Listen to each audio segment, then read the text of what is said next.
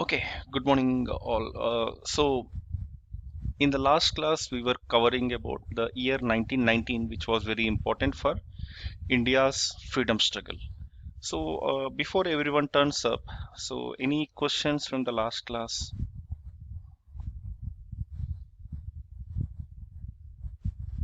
Okay, I'll take it as a no.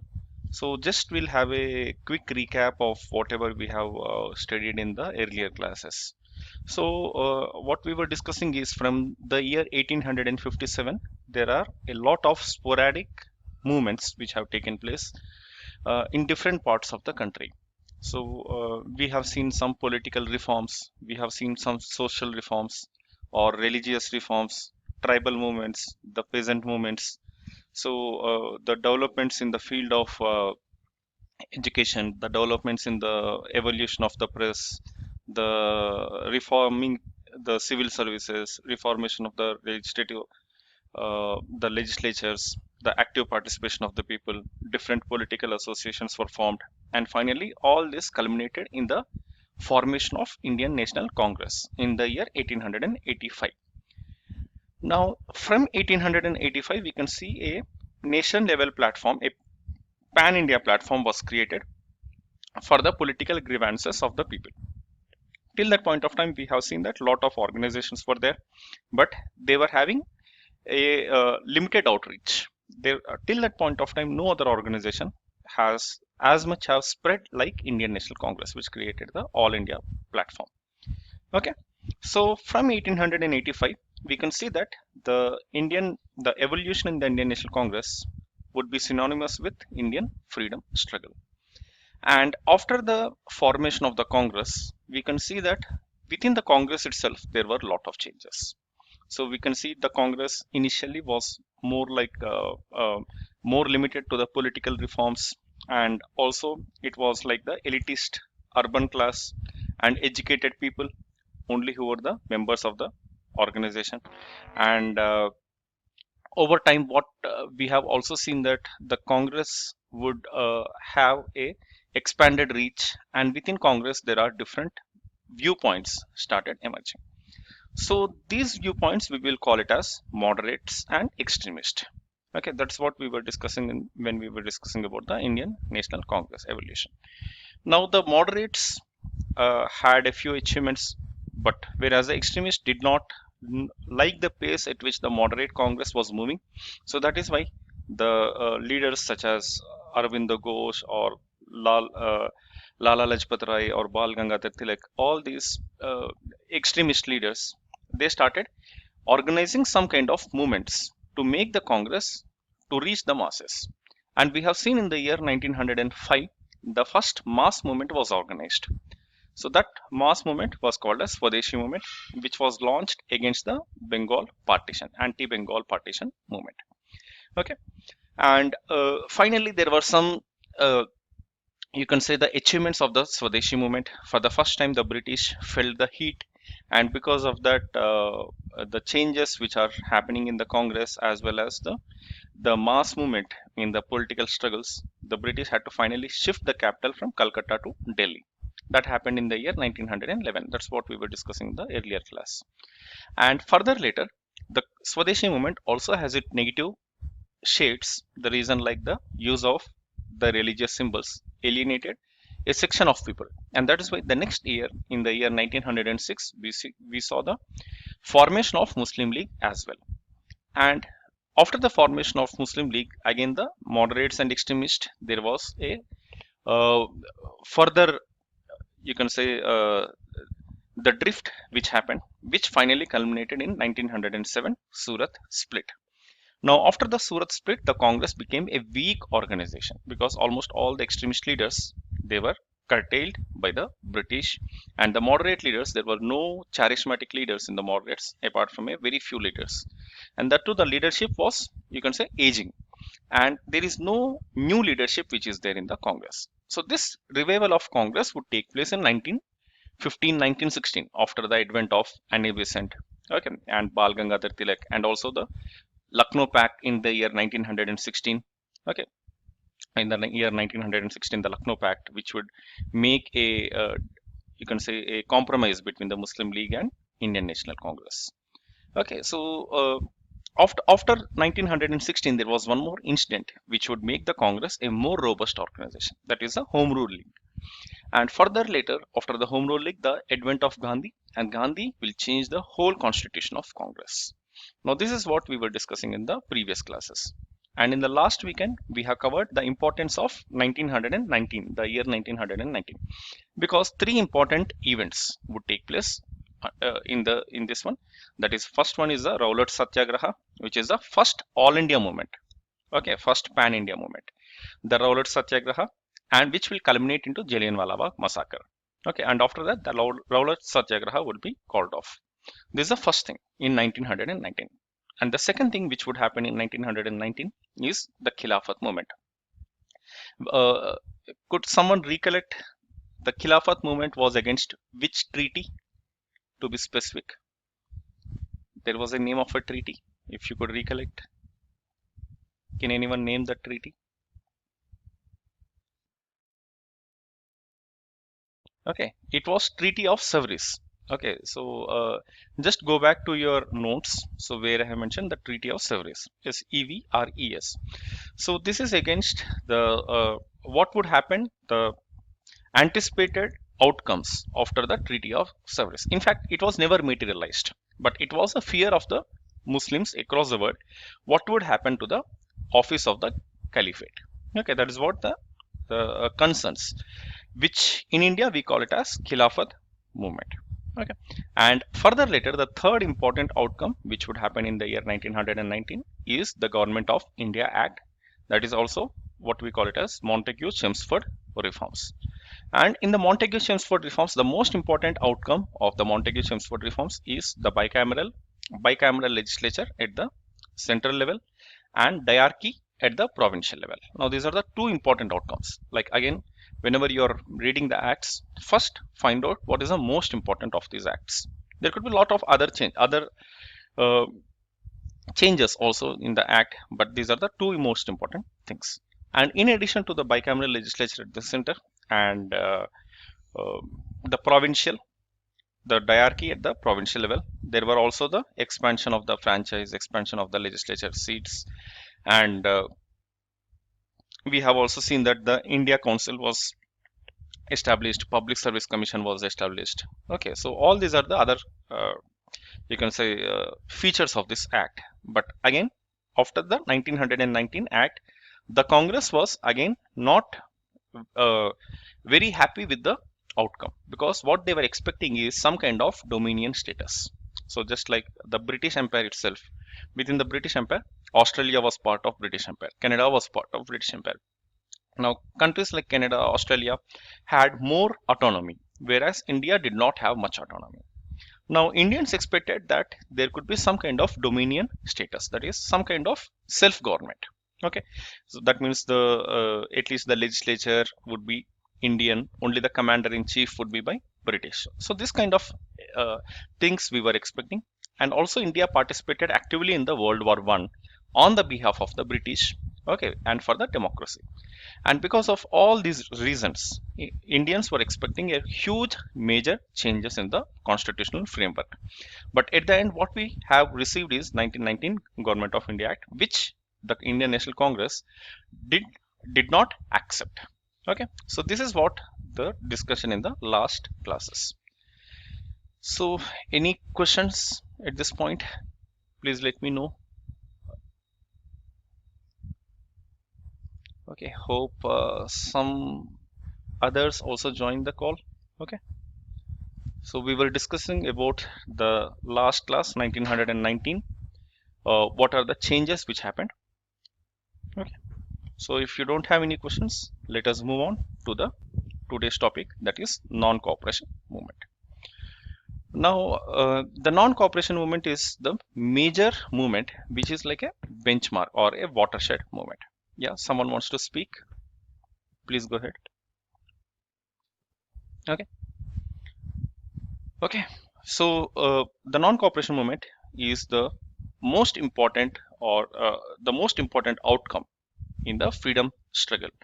Now, after the establishment of Congress 1885, and after the Swadeshi movement, and after the Home Rule League, the 1916. The major movement is the non-cooperation movement. Now, the non-cooperation movement is the first all India mass movement. Okay, so you have to be very specific. The first all India mass movement, that is, even not only the classes but also the masses participated.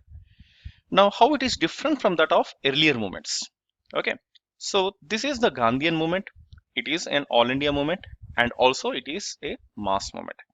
Now, for example, the Swadeshi movement was a mass movement, but it was not all India level. The Rowlatt Satyagraha was a all India movement, but it was not a mass movement. Hope you are able to understand the differences between the earlier movements and this movement. And also the earlier Gandhian movements like Champaran, Ahmedabad or Kheda, all these three movements are regional movements. They are not having all India approach. They are mass movements, no doubt. They are mass movements, but at the same time, they are having limited outreach. Now, after the Rowlatt Satyagraha, Gandhi would come into the national forums, national fora, national politics. Till that point of time, he'll be more focused on the regional politics. Okay. Now, after the success of the Rowlatt Satyagraha, but Rowlatt Satyagraha was abruptly called out, and later the Khilafat movement would be taken by various Congress leaders, but not by Congress party. Now, finally, the Congress party in the year 1920 would give or would approve that non-cooperation movement by Gandhi. So, it gives the approval to Gandhi saying that Gandhi can start the movement as and when he feels it to be okay to start the movement. Now, with this, Gandhi would start the movement on 1st of January 1921. But in many textbooks, you will see that the non-cooperation movement would start in 1920 itself, because Gandhi has already started the movement somewhere in the time of September. Okay, September 1920, where the non-cooperation movement would be started. So you should be very specific. When Gandhi started the movement, it was in September 1920, but Indian National Congress would take up the movement from 1st of January 1921. Hope, because these small things might become the statements in your prelims exam. That's why I'm stressing on all this. Now, how to prepare for the movement? I gave the thumb rule, the 3C approach. What are the causes? What is the course of events? And third one, what is the consequences? So for any movement, any act, if you follow this approach, you are more closer to the needs of examination. And larger the movement, the deeper the questions would be. Okay, and this is a large movement. If you could recollect, the Champaran, Rowlatt, Champaran, Ahmedabad, Kheda are regional movements. They are small movement. Whereas non-cooperation, civil disobedience, and Quit India, they are the major movements. So you can expect a full-fledged question or an in-depth analysis question. The in-depth question something like, what are the religious causes for non-cooperation movement? What are the political causes for non-cooperation movement? So one particular set can be a full-fledged question. Now let us focus on what are the causes of non-cooperation movement. Okay, so before we proceed in that, just wanted to ask you if you have any questions or anything else you wanted to add. We'll take a pause for 1 minute because I'm not able to see all the participants on my screen. I have to go through here.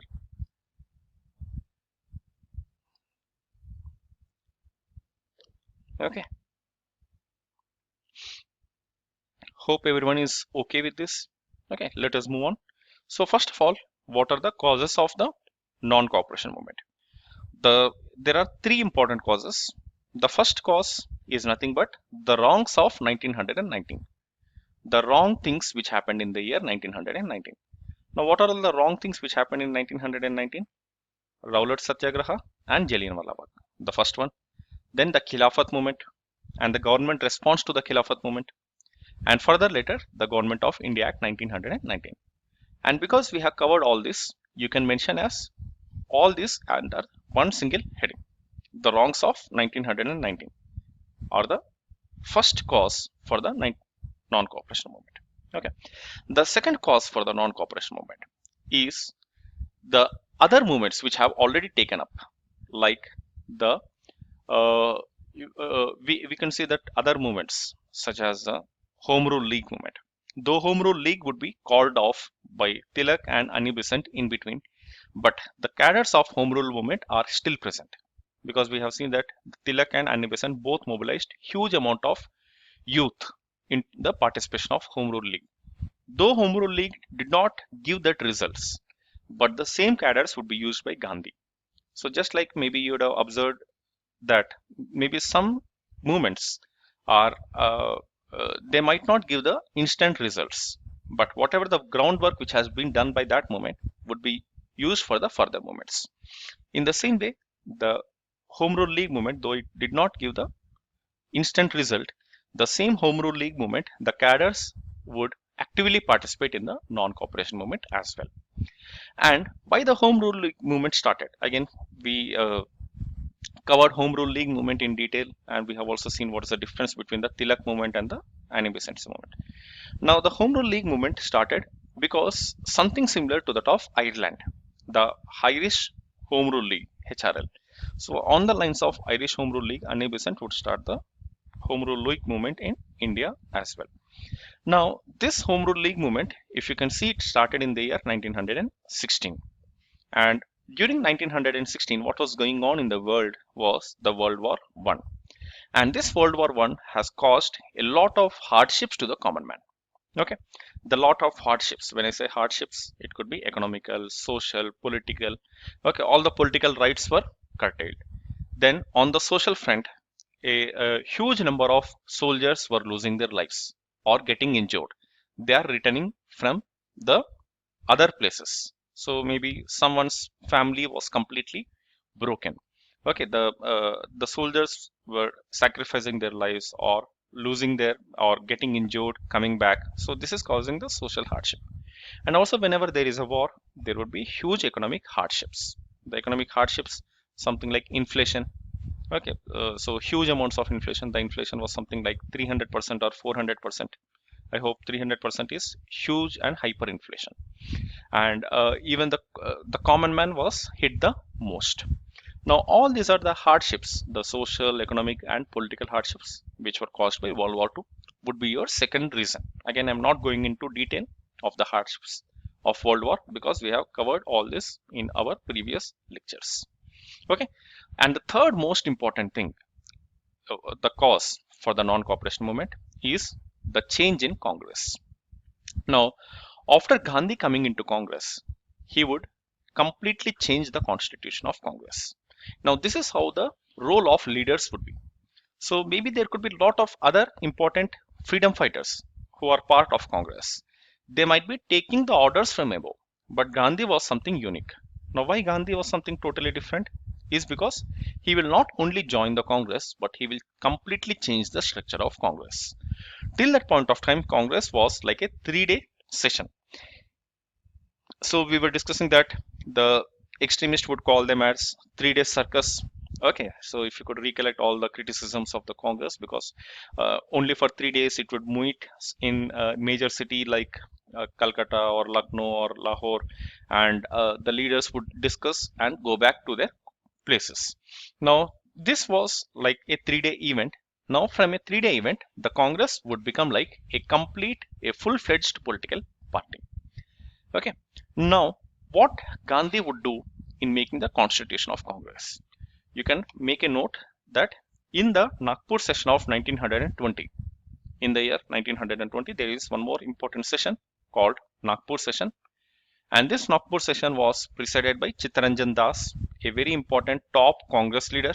Okay, after the top brass like Gokhale, Tilak, they have retired from the politics. Now the Chittaranjan Das and Motilal Nehru are the stalwarts of the Congress at that point of time. And Chittaranjan Das would be presiding the Congress session at Nagpur. And as I told, some sessions of Congress are very important. Okay, like the Surat session or Lucknow Pact, the Lucknow session, and this Nagpur session are the three important things after 1885 Bombay session. Now, in the Nagpur session of Congress, the Chittaranjan Das would make a Congress a permanent body with mobilization at the grassroots level. Okay, now what is the mobilization at the grassroots level? It means the Congress at the center would be having a working committee or Congress working committee. Now this is the topmost leadership of the Congress. It is called CWC, the Congress Working Committee. Now under the CWC, there is All India Congress Committee. Now this All India Congress Committee would be the central decision making body. So think of something like maybe today we have the Parliament, today we have the Prime Minister plus Council of Ministers. Now Prime Minister plus Council of Ministers are the executive body, whereas the Parliament is the legislative body. In the same way, within the Congress itself. So the CWC would like to act like a executive body for implementing the decisions, whereas the All India Congress Committee would be the decision making body. Hope this difference is clear. CWC and AICC. Even today you can see the Congress structure. And this All India Congress Committee, how to get into the All India Congress Committee. Now this All India Congress Committee was divided into provincial Congress committees, that is each province. So if you are able to recollect, we were discussing that India, before it was organized into states, it was divided into provinces like United Provinces or Central Provinces, okay, Bombay Province or Madras Province. Now each province, that is something like state, at each province there was one provincial Congress committee. Now under this each provincial Congress committees, there was Zilla Congress Committee, and below that there is Block Congress Committee, and there is Village Congress Committee. That is, within each village there is a Congress Committee. If someone is doing a good work from village level, that person would be elevated to the block level. From block to district level, that is Zilla level. From there to the provincial level. From provincial level to AICC. So a person who is doing a very good work at the grassroots level has a fair chance of going to the top.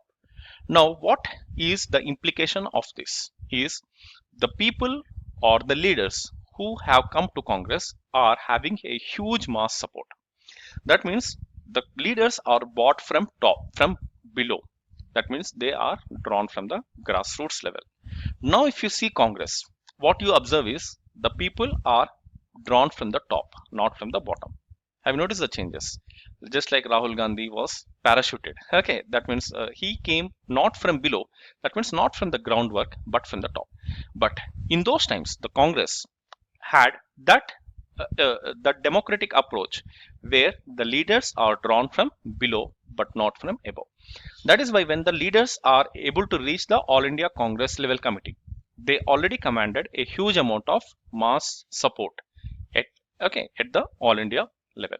Now this is how the Congress structure would help to mobilize a huge amount of leaders. Now this would also create a very robust leadership at the grassroots level. Now this is how the Congress session at Nagpur, okay, in 1920 is a complete game changer for the working of Congress. Hope this is clear. Okay, how the Congress structure was changed. Any questions? Okay, now just to sum up, what are the three important causes for the non-cooperation movement? One is the wrongs which happened in the year 1919. Second one, the World War I and its outcome. The third one, the change in the Congress structure. Now these are the three important outcomes. I hope you are able to write 200 words only on one of the causes. Maybe the questions might be something like how far the World War I is a cause for the non-cooperation movement. Okay, now when you get a question like how far, that means they are hinting you to write some other causes apart from the World War I. In that case, you have to write about Rowlatt, Jallianwala Bagh, Khilafat, 1919 Government of India Act, okay, and also the changes in the working of the Congress in the Nagpur session. Hope the causes are clear. Maybe if you want, I can open the forum for the questions or any discussion you wanted to have.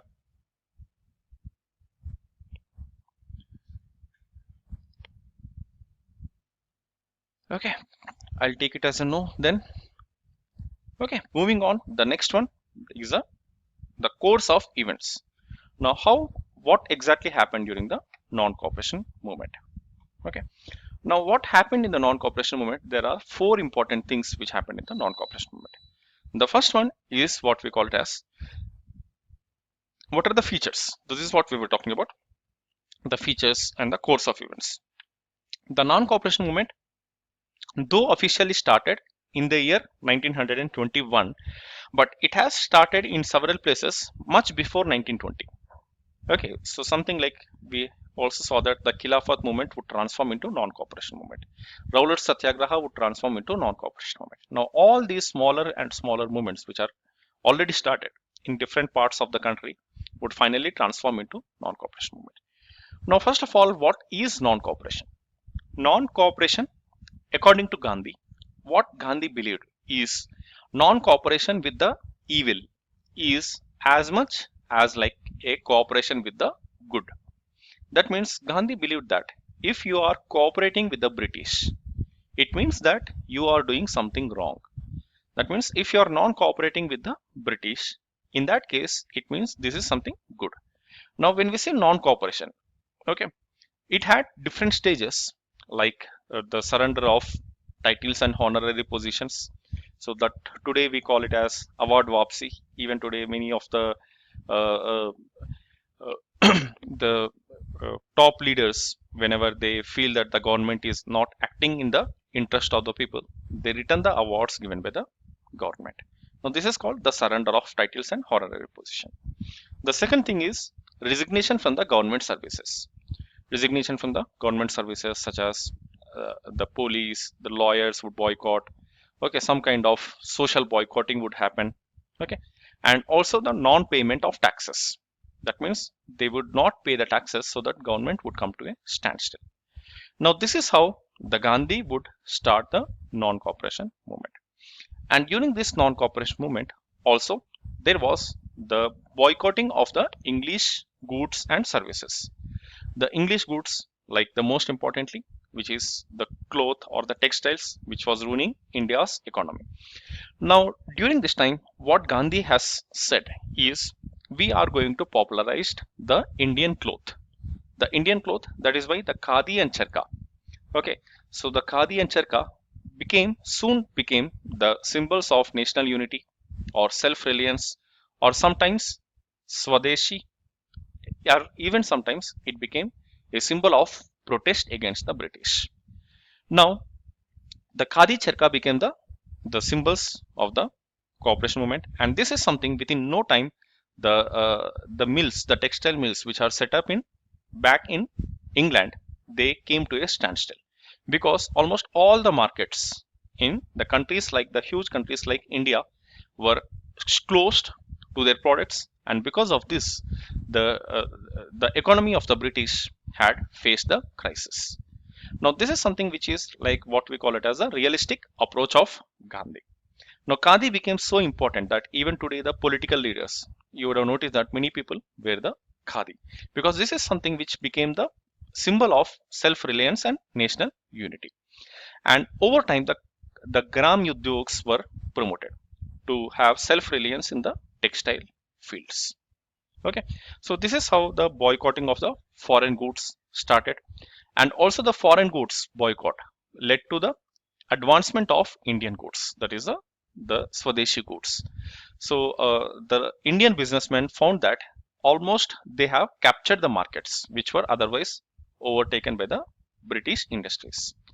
And not only the goods which were boycotted, but also the services. Services like almost all the governmental service, starting from courts to education institutions, were also boycotted. And nationalist schools were also set up. Nationalist schools like Kashi Vidyapit, Bihar Vidyapit, or Jamia Millia Islamia, okay, which is now at Delhi. Earlier it was at Aligarh. So all these important institutions, uh, the Hindu Mahasabha would also be set up during this particular time. But we will deal about the right wing, the rise of right wing later. Okay, but all these education institutions were set up to make India self-reliant. Okay, and also not only the boycott and resignation from the government services, but also at several places the public meetings and rallies were also held, and strikes were common in factories.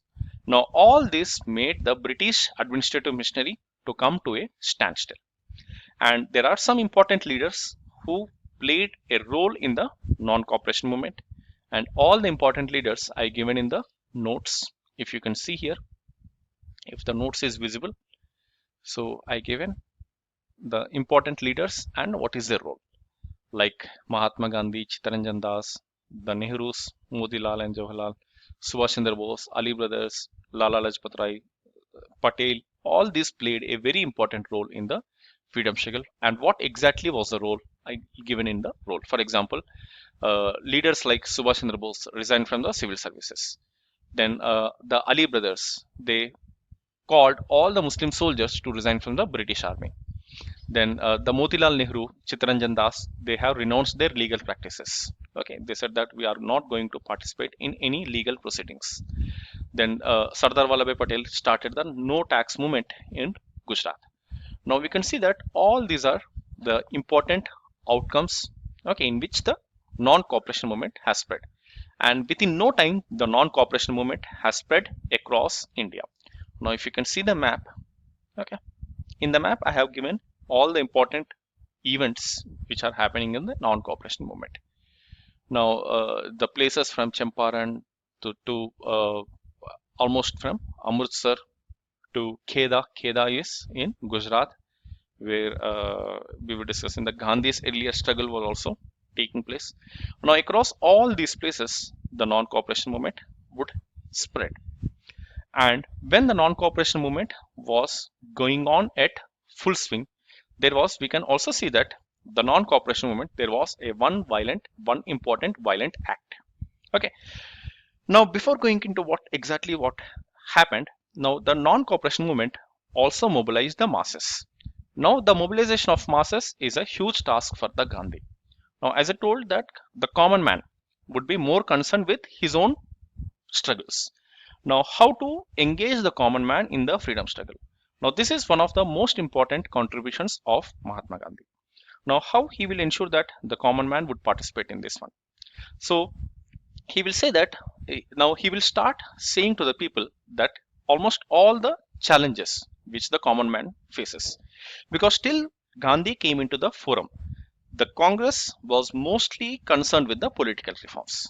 But once Gandhi came into the political arena, he will say that India does not only need political freedom but also the socio and economic freedom.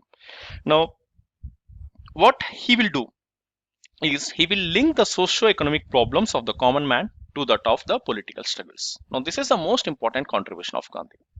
Now for example, what is the most important problem for a peasant, a farmer? The most important problem for a farmer is the taxes. Now what Gandhi would start arguing is, it is because of the British the farmers are suffering. And what could be the most important challenge for maybe a worker?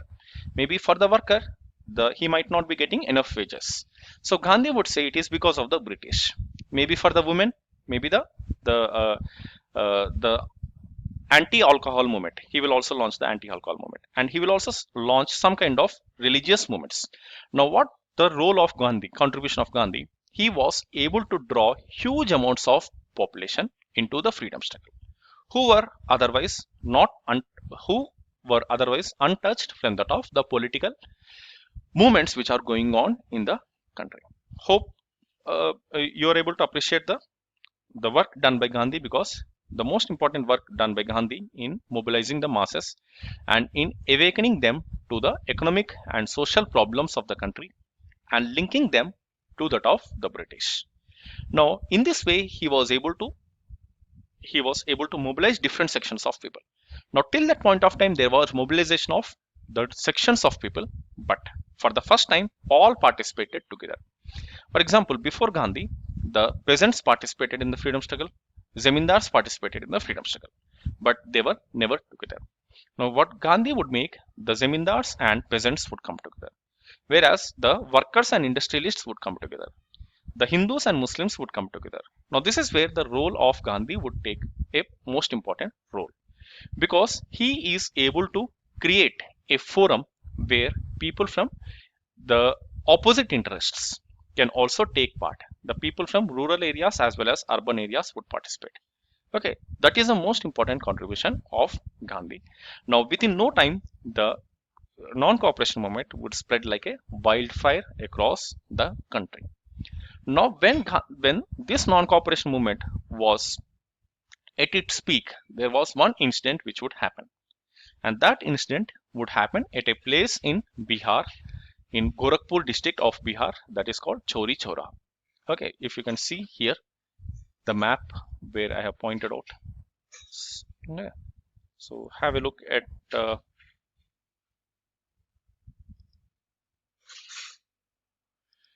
this one. Okay, so this is a place. This is in the northeastern part of Uttar Pradesh. Okay, in the Gorakhpur district currently. So Chori Chora.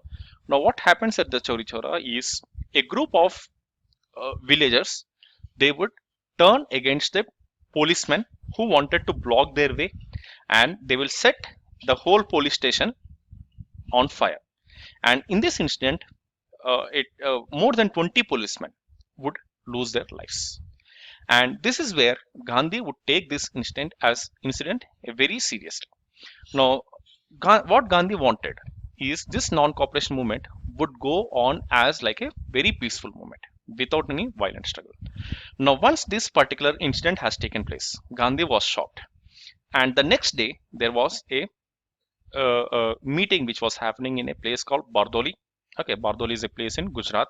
Now, in Bardoli, Gandhi would say that on 5th of sorry on 5th on in the first early February 1922, after the Chauri Chora incident, what Gandhi would say that I am going to call off this non-cooperation movement.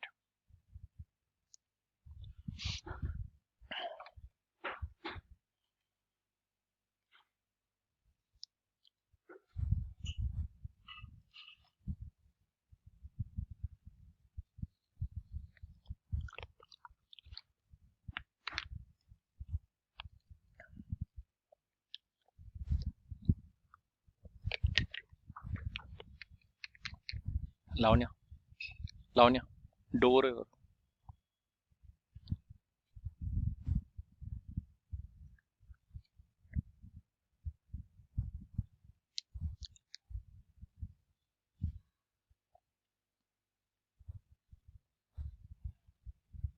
అయిపోయిందా అసలు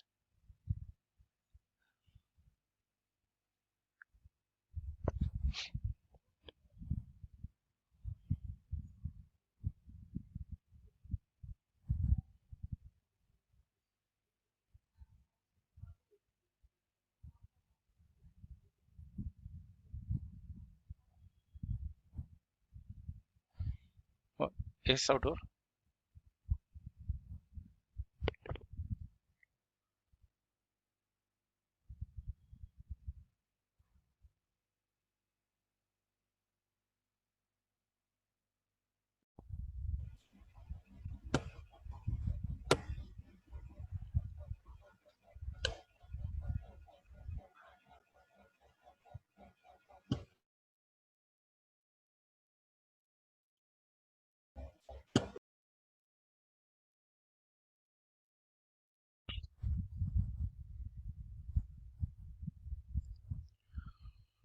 Okay, welcome back. I hope you are able to see the screen again.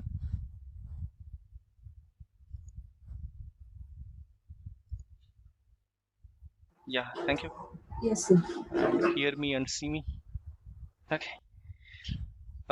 So we were discussing about the non-cooperation movement, and when it was going on, when the non-cooperation movement was going on, there was one particular incident which would make this non-cooperation movement into a violent struggle. That is, on the 5th of February, a group of villagers would set a police station on fire in a place called Chauri Chora. And because of this Chauri Chora incident, Gandhi was shocked, and he would announce that I am going to withdraw the Chauri Chora incident. Sorry, I am going to withdraw the non-cooperation movement. And by withdrawing this non-cooperation movement, the entire top leadership of the Congress would be shocked. The reason is the non-cooperation movement would be going on at its peak. Now, during this particular time, why the Gandhi would call off this movement? So there are again two arguments. Okay, again which is given by the realist, given by the idealist. So the idealists would say that Gandhi never wanted this particular event to turn into a violent struggle, because this is something which is completely against the principles or ideology of Gandhi. That is why Gandhi would withdraw this movement. Whereas the other group, the realist group, would argue that Gandhi is a very realist, because we have seen that after the Rowlatt Satyagraha, the British response was very swift. The British response was at Jallianwala Bagh. Now he does not want some kind of similar backlash at because of this non-cooperation movement, and that is the reason he has withdrawn this movement. And there are some other reasons given by the different sets of historians. So some different sets of historians, they say that it is because of the Khilafat movement was not successful. Okay, if you could recollect the Khilafat movement in the year 1922-23, we can see that within Turkey itself there was the anti-Khalifa movement, and which would, under the leadership of Mustafa Kemal Pasha, the caliphate would be abolished, and Turkey becomes the first Islamic country to become a secular, and Turkey becomes a republic. Okay, this is what we were discussing in the previous class. Now, because of all these incidents, okay, there are different reasons given by various sets of historians why the non-cooperation movement was called off.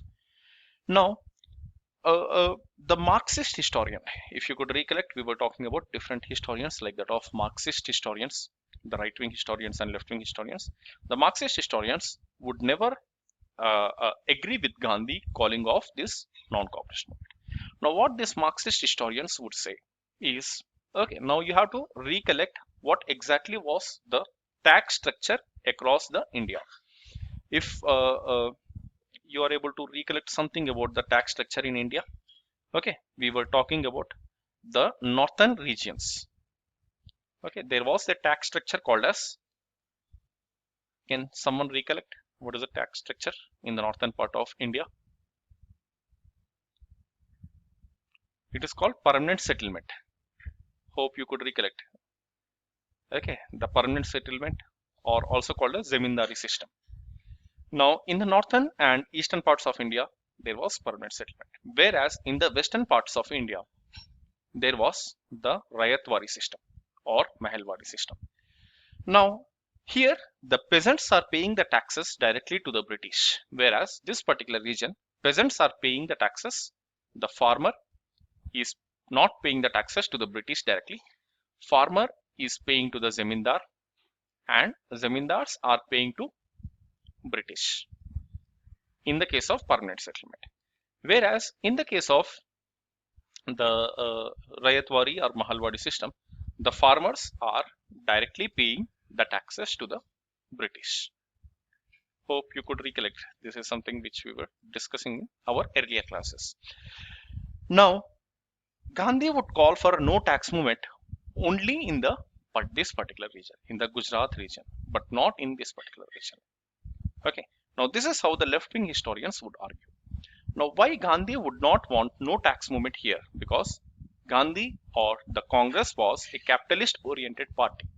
And because it is a capitalist-oriented party, and many top leaders of the Congress were themselves capitalist or industrialist, or they were from the Zamindari background. And they did not want to antagonize the top leadership of the Congress. That is why there was no tax movement in the northern parts of India, and only the no tax movement in the Bardoli or the Kheda regions, where the tax collection was by the British. So here they try to highlight that the double standards played by Gandhi and that of Congress. This is how left-wing historians would criticize the Gandhi's approach. Okay, so there could be other reasons. How nationalist historians would say? The nationalist historians would say that Gandhi did not want to create the problems between the Indian farmers and Indian Jamindars, because this would turn into completely different political struggle. That is why Gandhi would always focus only against the British. Okay, so this is where the Gandhian role is coming under the criticism by the left wing or the Marxist historians. Hope you understood the criticism. Okay, and when the no tax movement would be started in the northern parts of India, Gandhi does not want this to continue. That is why the non-cooperation movement would be called off by Gandhi. Now, this is how the left-wing historians would criticize Gandhi's action. Whereas the right-wing historians, the right-wing Hindu historians, they are not happy because the Gandhi has taken up the Khilafat issue.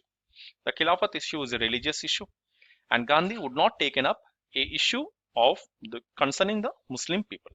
He would not have integrated the Khilafat issue with the non-cooperation issue because they felt that Gandhi is something acting against the interest of the Hindus. And this is one of the major reasons which would finally lead to his assassination as well. Okay, so one of the major reasons for the assassination of Gandhi is because he was perceived to be appeasing a particular community, and that angers the extreme or the right-wing Hindu communities. Okay, so that is why the right-wing Hindu communities or the Hindu groups also opposes the action by Gandhi, as well as the Muslim right wing. The Muslim right wing also gets angered. The reason is the Khilafat issue was abruptly ended by Gandhi. Okay, so the Khilafat movement was a separate issue. If you could recollect, the Khilafat movement was going on. Gandhi would take up this Khilafat issue.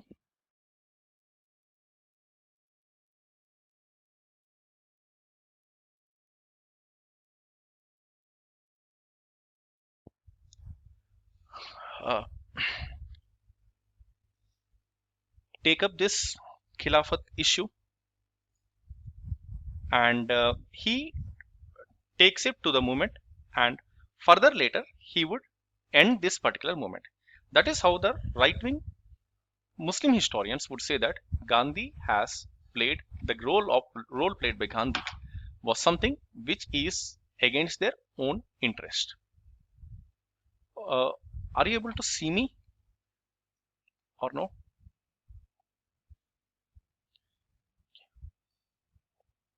Okay, okay, it's okay. Yes, sir. You're able to see me, right? Okay, because I paused the video. Okay, so this is how the criticism for Gandhi would come up. Okay, now there was one question in the UPSC mains: why the Gandhi would call off the non-cooperation movement, or how far the Chauri Chaura incident would lead to the ending of non-cooperation movement. Okay, now I hope you will be able to write multiple points. So the NCRT style, okay, the answer would be because the movement has turned violent, and Gandhi did not want a violent movement. That is why he will end the struggle. This is how the NCRT textbook would describe. Whereas when you go deeper into this one, you will understand that how the Khilafat issue would be ended, and because of that, Gandhi wanted to gracefully end the non-cooperation movement. That is why this one would be there. And also Gandhi would sense that. Now, as we have seen that Gandhi has a very good, uh, you can say he was able to sense the problems of the people directly, and common man cannot sustain the struggles for a long period of time. Okay, because not everyone can sacrifice their lives for the country for a long time. Okay, maybe the Gandhian type of struggle, okay, requires a huge amount of sacrifice. Now this is something which not everyone can give. Maybe they can give for maybe 1 month or 2 months, but not for completely, like Chittaranjan Das or Motilal Nehru. Now this is why Gandhi would notice that the common man are also suffering because of that non-cooperation movement. That is why he wanted to end this before this non-cooperation movement would. He wanted to gracefully end the non-cooperation, whereas the right-wing historians would say that Gandhi ended, okay, because the Khilafat, the abruptly ending of the Khilafat movement would be angering the Muslims. Starting the Khilafat movement would be angering the Hindu right-wing group. Whereas the left-wing historians would always criticize Gandhi for his inaction, for his association with the Jamindari class or the capitalist classes. Now, this is how you have to be understanding the different perspectives of the non-cooperation movement. Hope the course of event is clear to you. Any questions on the course of event? Okay, if not, we'll move on to the consequences or the impact of non-cooperation movement. Okay, now what is the impact of the non-cooperation movement? The first and the foremost impact of the non-cooperation movement is it was the first all India mass movement. This is where our discussion has started. Now, the different classes of people, okay, without any barriers, have participated in the movement. Okay, the peasants, zamindars participated. Hindus and Muslims participated. Urban and rural people participated. Workers and capitalists also participated. Now, this is where we can see that people from different conflicting classes participated actively in the non-cooperation movement. And here we can also notice that for the first time, women would take active participation in the non-cooperation movement. Now, one major challenge for the freedom fighters is how to mobilize the women. The mobilizing women, and that too the women from the rural areas. Imagine in the 1920s would be a huge task. Now, how to link the political issues with the village developmental issues or socio-economic issues? This is something the Congress would take over, and this is something how the Congress and under the leadership of Gandhi would be successful. And the third important factor or the consequence, the first one is All India Mass Movement. Second one is people or the vulnerable sections like women and from rural areas participate for the first time, and the Hindu Muslim unity would be at its peak. And we can see that the Hindu Muslim unity would be at its peak. The Jinnah would be called as the ambassador of Hindu Muslim unity, and Gandhi, he himself was a staunch follower of Hinduism, would be taking up the Khilafat issue. And in fact, not only Gandhi, we can also see that the right wing Hindus, such as the Swami Shraddhanand, would start addressing the masses from Jama Masjid in Delhi. Okay, this is how the Hindu Muslim unity can be seen. And also the Ali brothers. The Ali brothers would start addressing the Hindu masses from Birla Temple. Now, this is how the non-cooperation movement would create a platform for the Hindu-Muslim unity as well. Though non-cooperation movement, okay, it started to get Swaraj or some kind of self-reliance, though it was not successful in its final outcome. But this has proven that once the Indians are together, then the British rule can come to an end, or this has shaken the foundations of the British Empire. Now, this is how the non-cooperation movement or the success of the non-cooperation movement we can understand. Okay, so this is something about the non-cooperation movement. Any questions?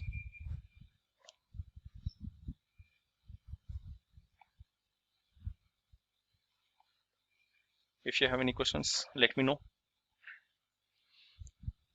Or anything you wanted to add.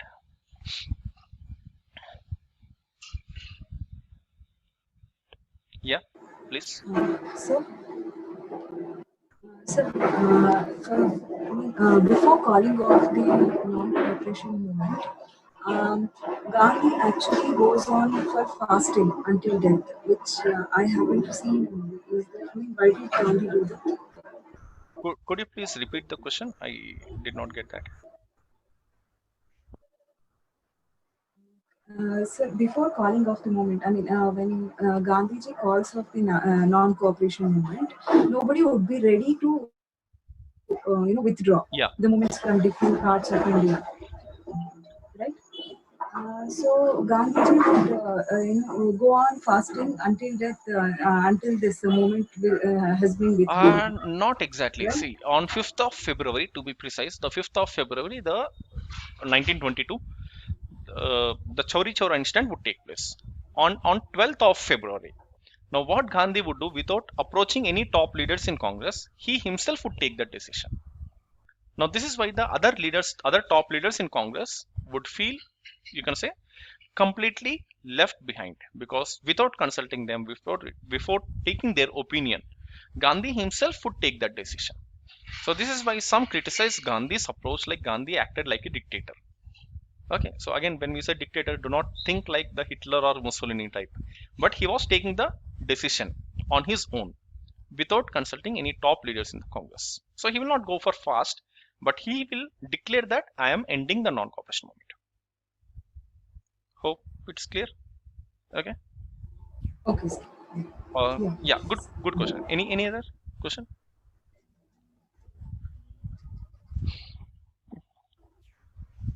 Sir. Okay. So just to recap the non-cooperation movement, what I have done in the notes. So something about when we are preparing for non-cooperation movement, I wrote down the causes. Okay, the wrongs of 1919, the hardships of World War I, and the changes in the Constitution of Congress. Then the course of events, if you can see the notes. Okay, the course of events, what are the important events which have taken place? Okay, because in prelims the factual questions might become important, like what are the colleges which were set up, where are they set up, or sometimes what are the features of the non-cooperation movement can be the prelims statements, or who are the leaders in here.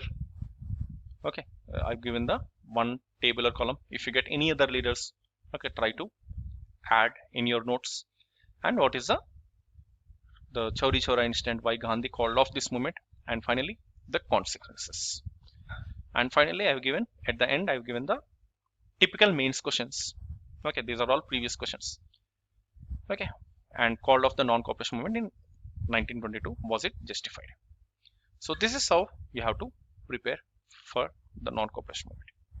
Now, if this is clear, okay, we can move to the next topic.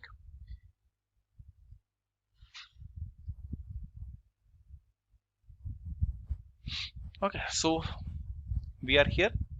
We were discussing about the non-cooperation movement, the first major movement.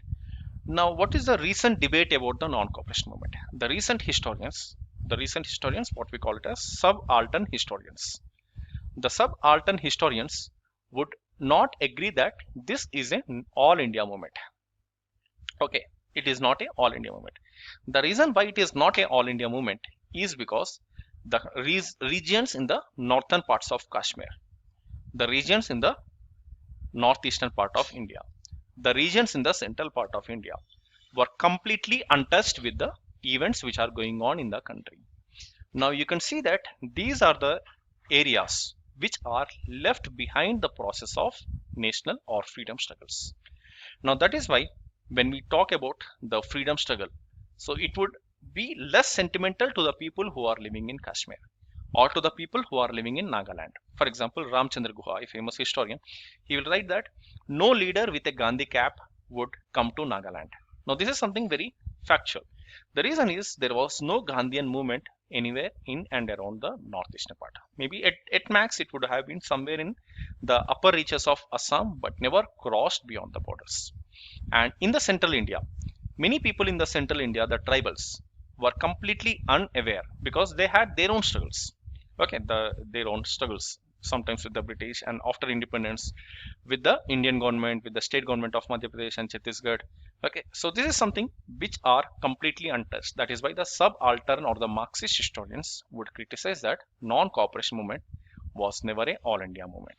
Now this is an argument which is going on, but however, nationalist historians would say that if a movement has taken place in more than 4 states, okay, they given the number 4, if it is taking in more than 4 states, we can safely assume that it is a all India movement. Now this is something like the election commission definition of national parties. Hope you know the definition of national party and state party. Okay, if it is a state party in more than 4 states, it can be called as a national party.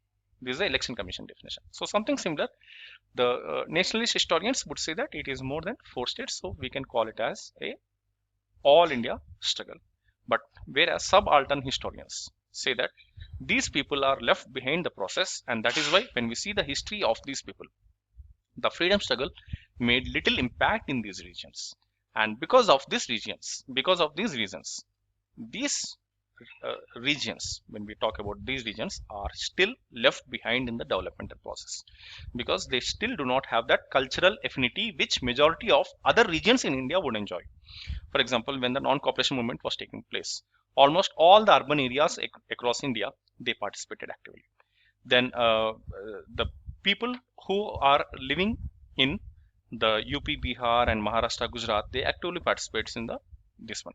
And that too, when we are talking about the people, it is not like all the population participated. Again, the elite participated mostly.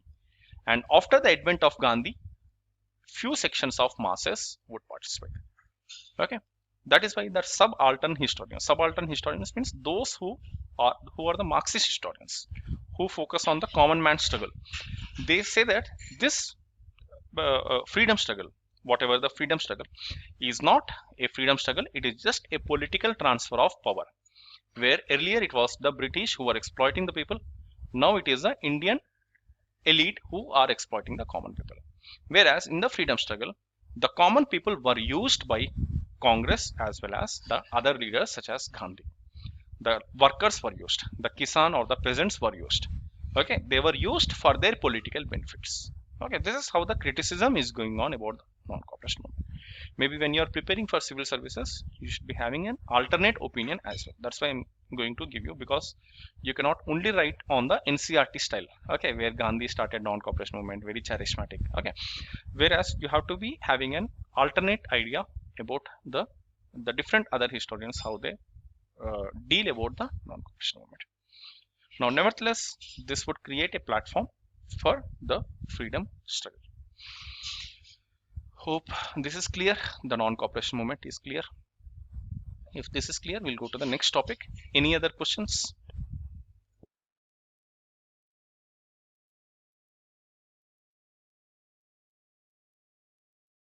Okay, good. We'll go on to the next topic.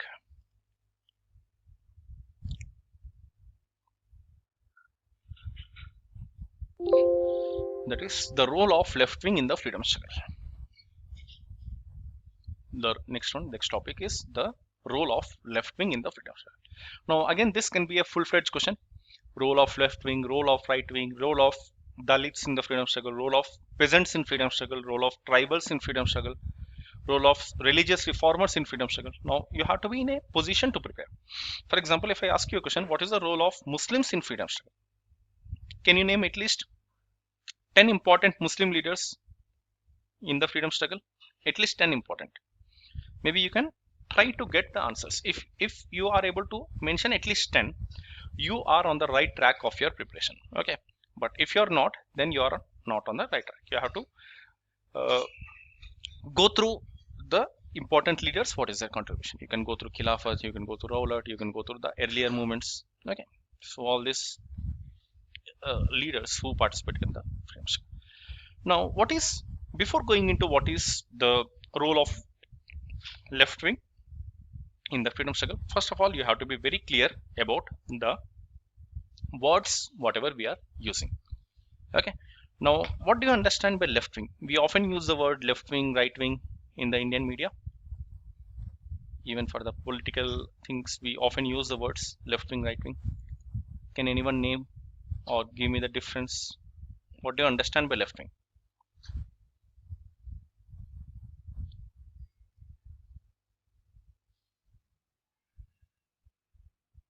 Okay, can anyone explain what you understand by left wing? Like, this is very common word which we can see the right wing, left wing.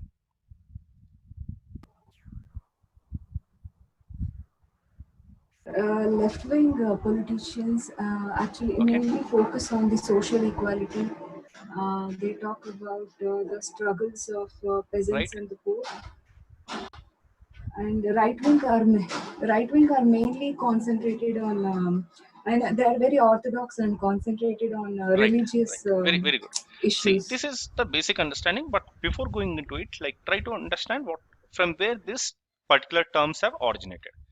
We can see that the terms right wing and left wing has originated during the time of French Revolution. Okay, during the time of French Revolution, there was the France was divided into 3 estates. Okay, they were called as estates. So if anyone has gone through the French Revolution, you can recollect that during 1780s, the France was divided into 3 estates: the first estate, the second estate, and the third estate. The first estate consisted of the priest. The priestly class were part of first estate, whereas the nobles were part of second estate, whereas the common people were part of the third estate. Now, during this particular thing, this is called as the National Assembly of Congress, the National Assembly of France. And during this National Assembly, this was the situation. And always what happened was the first estate and second estate, they always supported the emperor, whereas the third estate, they always rejected the emperor, the policies, because they wanted some change. Now from here the political terminologies have come in here. Now we can see that the words right wing and left wing became part of politics. So today we correlate the terms right wing, left wing with the political spectrum. Okay, in India, when we talk about right wing and left wing, so in the case of India, so you have to understand the context. Okay, the right wing means which is what we call it as orthodox or conservative. That means they do not want any change. The right wing, the right to the emperor. Okay, the right wing are the conservatives or orthodox. Okay, that is they are called no changes. They do not want any change because they are happy with the existing system. Whereas when we talk about the word left wing, the left wing are the third estate people. That means those who wanted change. They are the pro changes. So in any society, those people who are in the left, they wanted changes. Those people who are in the right, they wanted status quo. They do not want any change. Hope this is clear. The right wing and left wing. Now, when we talk about right wing and left wing, there could be extreme wings. Okay, this is what we call it as left wing extremism. Okay, the extremist of here, they are called as left wing extremism, and the right wing, we can get the right wing extremism, RWE. Now today we call left wing extremism as Naxal movement or Maoist movement, whereas the right wing extremism is the terrorism. Okay, now these two are extremes, the political extremes, whereas we can see that there is a center to that of political spectrum. We can see that, for example, the Congress is a political party. Indian National Congress is a political party, but it is located somewhere in the left of center. So Indian National Congress is somewhere at the left of center, whereas BJP is a political party. Now BJP is somewhere at the right of center. Understood this difference? Now today, if you are able to correlate what is left and what is right, whereas the extreme right wing, not as extremist, but somewhere the right wing like Hindu Mahasabha, today it does not exist, but sometimes RSS or PHP, we can say that they are right wing parties. Okay, they are, though RSS is not technically a political party, but we can see that there is a lot of role of RSS with BJP. Okay, whereas there are left wing political parties like CPI, CPM. Okay, these are all political parties. So these are left wing political parties, these are right wing political parties, whereas the left wing extremism and right wing extremism both would lead to violence. Hope the words left wing extremism, right wing extremism is clear. Now what we are discussing is the evolution of the left wing in political spectrum in freedom struggle. The CPI and National Congress, Indian National Congress, why Indian National Congress became socialist oriented or left wing oriented. Now this is something which we have to cover, whereas the extremist movement we are covering under the revolutionary movements. So you should be very clear that you should not get confused between left wing extremism and communist parties. Hope this is clear, this division. Any questions? Okay, now hope you understood what we mean by left wing and right wing. When we say left wing, it means they wanted some change. Now again, do not get confused between left wing, right wing and socialism and capitalism.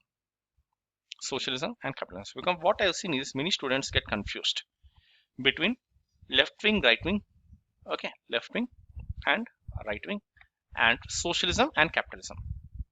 Socialism and capitalism. Now what do you understand by socialism? Quickly, can anyone tell me quickly what is socialism?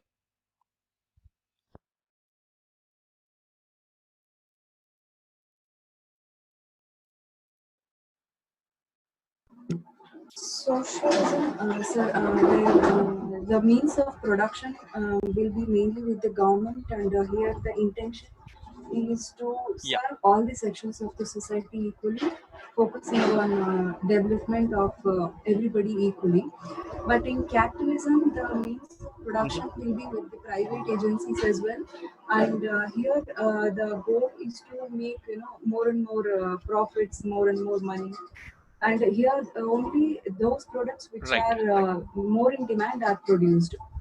But in socialism, all the right. products which Very are good. Perfect. needed, those are So, produced. very good answer. So, I just wanted to give you that how these ideologies have emerged. The socialism is emerged from the ideology that is called equality, whereas capitalism would emerge from a concept called as liberty.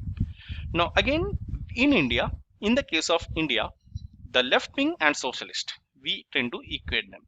Whereas in India, the right wing and capitalist, we tend to equate them. Just like the Communist Party is talking about equality, whereas a BJP is corporate party. So this is the common misconception. So what you should not get confused is this is different and this is different. So for example, during the time of French Revolution, those people who are in the third estate, they were the capitalists and they wanted change. But once the system was changed, now they have all the power. They do not want to give the power. They became right wing. That is, the capitalists today became right wing in the case of India, whereas the left wing are socialist. Now, this is in the case of India today, whereas in the case of other countries, it could be different. When we say right wing, left wing, socialist, capitalist, do not get confused.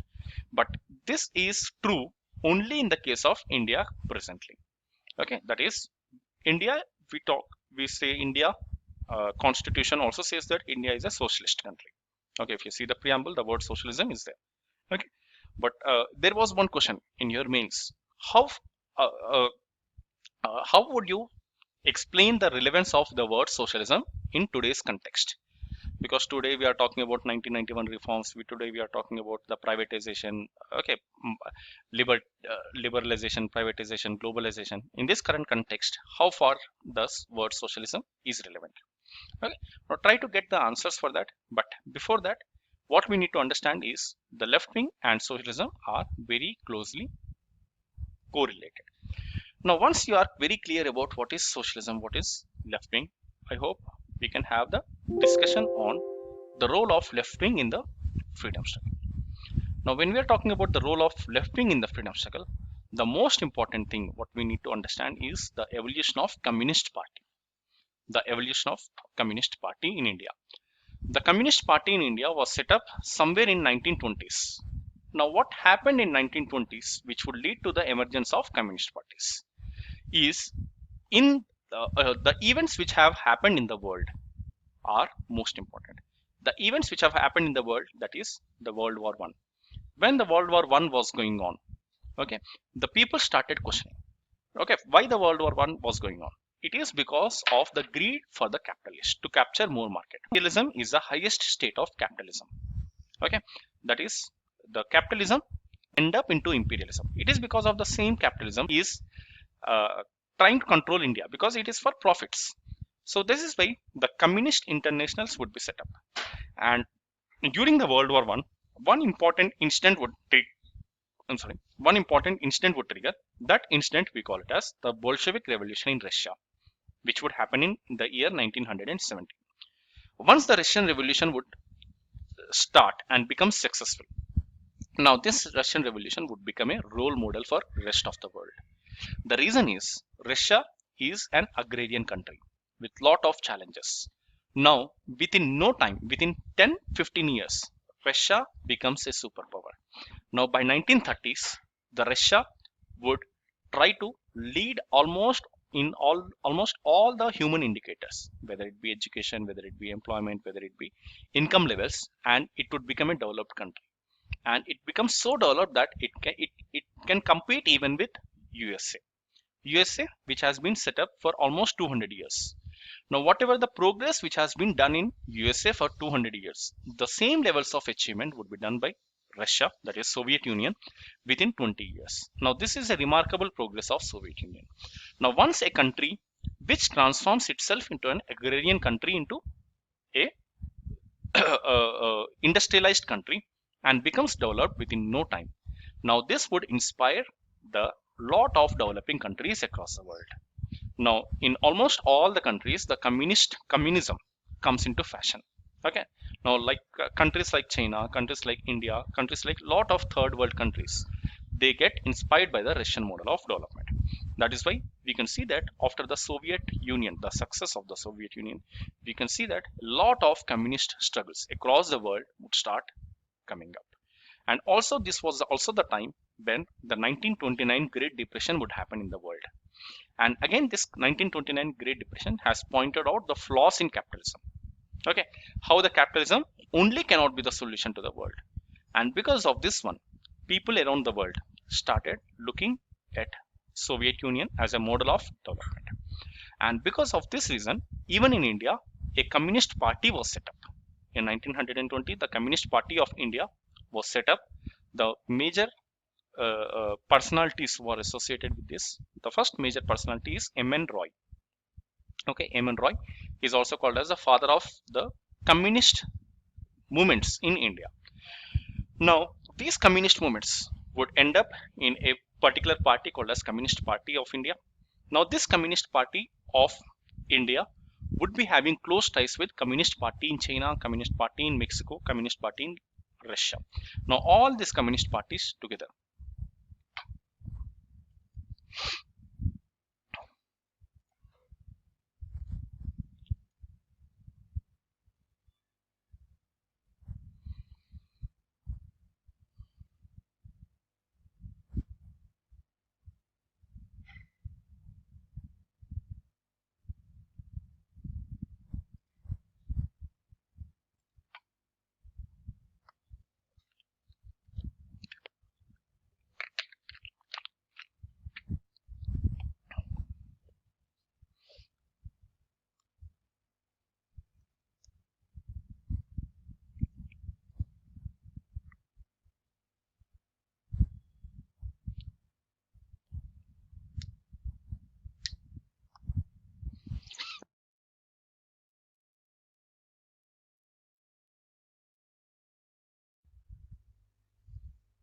Uh,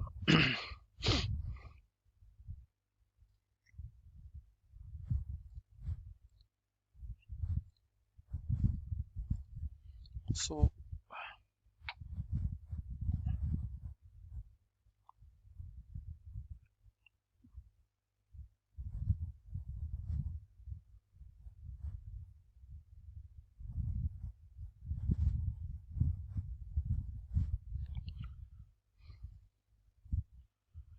okay, so welcome back.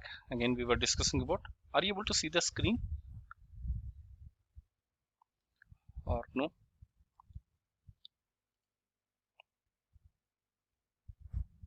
No? Okay.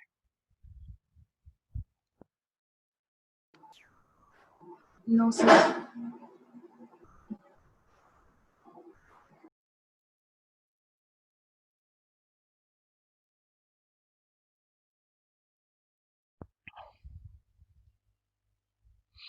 Sir, screen share is not enabled. Okay, could you please? Okay, okay. Yeah, actually, I just my video. This one is just refreshed actually. Wait, yeah, it's done. Yeah, thank you. Okay, so we were discussing about the Communist Party, the setting up of Communist Party in India, and why the communism or the left-wing movements would uh, become so much in trend, and why they will be organized. So the major reasons are the events which are happening across the world, like World War One or the Bolshevik Revolution, and the success of the socialist countries, which would attract the people across the world, mostly in the developing countries. And for them, the Britain is enemy number one. Okay, so enemy's enemy would be the friend. That is why the countries across the world, including India, they started organizing the communist movements. And in the communist movements, we can see the name of M.N. Roy always on the top. Now I have given some details about M.N. Roy, his personal life, what are the important contributions of M.N. Roy. But however, this communist party, though it was set up for a ideal reason, the communist parties could never take off in the case of India. Now, maybe not only in your history, but also in your post-independent history or in your uh, uh, polity paper, you can get a question on what is the role of communist parties or the socialist movements in India. Okay, now why the communist parties could not take off? Maybe it is because in those times during the freedom struggle, the communist parties never had a charismatic leader. There were very few leaders in the communist parties like M.N. Roy or the Jayaprakash Narayan, who are the left-wing leaders, but nevertheless, almost all the top leaders of even the socialism were in Congress itself. And it is because of this reason we can see that communist parties did not have as much charismatic leaders. Now in 1920s, the end of 1920s, the Karachi session of Congress, what would happen is Congress itself would adopt the socialist approach. Now, once Congress itself adopts the socialist approach, the relevance of Communist Party of India will also be under question. And the next question, the next challenge for the Communist parties to take off is the Communist parties would never committed to the freedom struggle. That is, sometimes they were participating in the freedom struggle, sometimes they were participating to suppress the freedom struggle. And it is because of these reasons we can see that the Communist parties, for example, I have given the here the flow chart from 1939 to 1941. What we can see is in 1939 the World War II starts, and once the World War II starts, the Communist parties of India, they will launch the anti-British struggle. That is, all the working classes would come together, they will launch the anti-British struggle. Whereas in the year 1941, what would happen is the Axis powers led by Germany, they will attack the Soviet Union. Now, the Soviet Union, Britain and France would come on one side, okay, that is on World War II. Now, this is the irony, a socialist country and a capitalist country would come together. Okay, so because of this reason, the Communist parties would start supporting the freedom, would be supporting the British rule in India. And because of the on and off of the Communist parties, sometimes they were participating in freedom struggle, sometimes they participate in suppression of the freedom struggle. That is why Communist parties could never attract the common people. And also the Indian social structure, even the Indian social structure is something different. Whereas the class is a important phenomena, but the class never took off as an important phenomena in the case of India. Okay, we do have still class differences, but class is not the only concern for Indians, because as I told, in India we have different social identities like religion or language or caste. They are dominant traits compared to that of the class as a feature. And because of all these reasons, the Communist parties could never be successful. But however, the contribution by the Communist parties is it created a framework, and in fact it forced the Congress to take up the socialism as an agenda.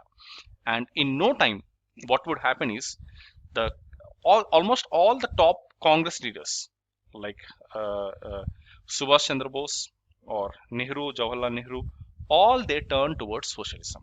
And it is because of this the Congress party in India itself would turn towards socialism. And it is because of this reason the relevance of other communist parties would be under question. Hope this is clear. Again, I have given some mains question, practice questions. Try to get, again, these are all from the optional history paper. Try to get some answers for this, maybe from this notes, or try to update the notes based on the discussion. What is the Communist Party? Again, we can see that the Communist parties did not have a clear role in the freedom struggle, and the role of Communist parties with Congress, the relationship with Congress is also under question mark. That is why the charismatic leaders of socialism are in Congress, but rather not in Communist Party. And because of all these reasons, we can see that communist parties have never took off, and the communist struggles in the case of India are confined to maybe the you can say the hilly terrains, or maybe the forest regions in the interiors of India. So they have taken off like a Naxal movement or Maoist struggle, and that too in 1960s we can see the emergence of the Naxal movements. But nevertheless, the communist parties could never take off as political parties. And recently the Election Commission of India issued a guideline why communist parties should be given the national party status. Because I hope in the recent elections, it was a disaster for all the communist parties. They could not get the seats, even the bare minimum seats to get qualified as a national party. Okay. So we can see the, can we say this is the end of communist struggles in India? Okay, try to get the answers for that. Try to also find out how the Naxal movements in India are evolved. The 1967, the Naxalbari incident, and the other movements, how they are evolved. What is the root cause of the problem? Okay, any questions till now?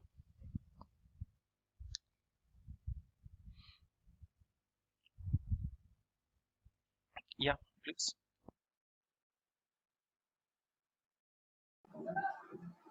So, these comments, So Mao Zedong. moments are always called See, Maoist moments. So, who is this Maoist? Mao Zedong, Maozedong. Who Okay, is he? now there is a small differences between the Maoist struggles. So let me, I think I have that photographs. So, let me show that.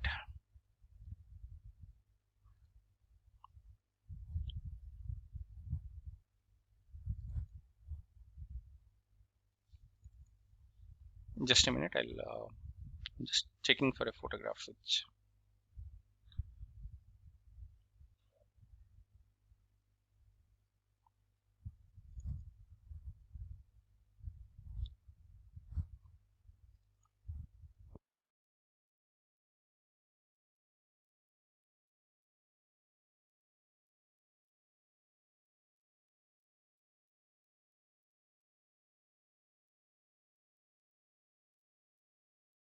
See, I just wanted to show you this one. Okay, if you can see here, we are talking about the left-wing extremism. Okay, even today in India, now today we are having like more than 600 districts. Out of more than 600 districts, at least 100 districts are affected by left-wing extremism. Mostly in the place of central India, like this corridor. We can see this is called red corridor. Okay, where the Maoist. Why this is called red? Because the Maoist symbol is red. Okay, because only red is a symbol for revolution. Okay, now what would happen is this left-wing extremism has different shades. Now, in Russia, it is called Leninism. Okay, when it started, it is called Leninism. So, the Leninism is against the anti-colonial or the anti-imperialism. It is against anti-imperialism. Whereas what Karl Marx, it is called Marxism. Now, this Marxism has different shades. As we were talking about, the Marxism is left-wing extremism. Marxism is having different shades. So like Leninism, like Stalinism, like Maoism, there are different shades. Now what is the event which is, see, the Leninism did not take off. The reason is it is anti-colonial movement. Now today there are no colonies. And today there are no colonies, we cannot say this Leninism is relevant. Whereas Stalinism is about rapid industrialization. Whereas Maoism is about the peasants fighting against the exploiters or the landlords. Now, this kind of struggle is something which is relevant in the case of India, where the tribals are exploited by the local landlords. So that is why in India we use the words Marxism and Maoism interchangeably. But there is a small difference. Marxism is about radical extremism or some kind of revolution, whereas Marxism is specifically about the peasants fighting against landlords. The way Mao has fought against the landlords in China. There was a revolution in China in 1949. During this time, what Mao would do, he goes from one village to other village, killing all the landlords, distributing the land among the common peasants. So this is something what the Indian left-wing fighters wanted to replicate. That is why we call them as Maoist. Hope that is clear, or did I confuse you more? Okay, so just as a thumb rule, you can remember that Marxism has different components like Leninism, Stalinism, No, sir, clear. Trotskyism, or Maoism. In the case of India, what is relevant is Maoism, because it is against the peasants and landlords, or the tribals and landlords, just like in the agrarian China in 1949 communist revolution. Okay, now